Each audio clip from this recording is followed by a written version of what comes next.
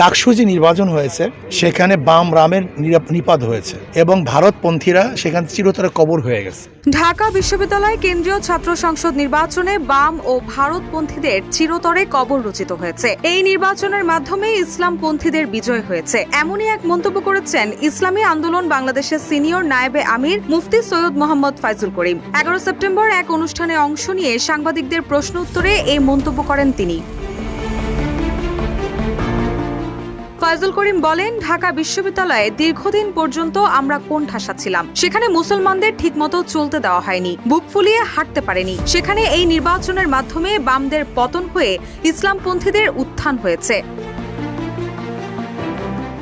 জাতীয় নির্বাচন প্রসঙ্গে তিনি বলেন, আমরা পিআর পদ্ধতি নির্বাচন দাবি করে আসছি। আমি মনে করি পিআর পদ্ধতি বাংলাদেশের জন্য সবচেয়ে নিরাপদ ব্যবস্থা। তিনি আরো বলেন, আমরা সব ইসলামী দলগুলো ঐক্যবদ্ধভাবে নির্বাচনের চিন্তা করছি। আগামীতে ইসলামের পক্ষে একটা বাক্স দেওয়ার চেষ্টা করব। তার দাবি, বর্তমান প্রশাসনে সুষ্ঠু নির্বাচন সম্ভব নয়। প্রশাসন সংস্কার না হলে প্রতিটি নির্বাচনই প্রশ্নবিদ্ধ থেকে যাবে। রুশা সুর, নিউজ ডেস্ক, ইত্তেফাক।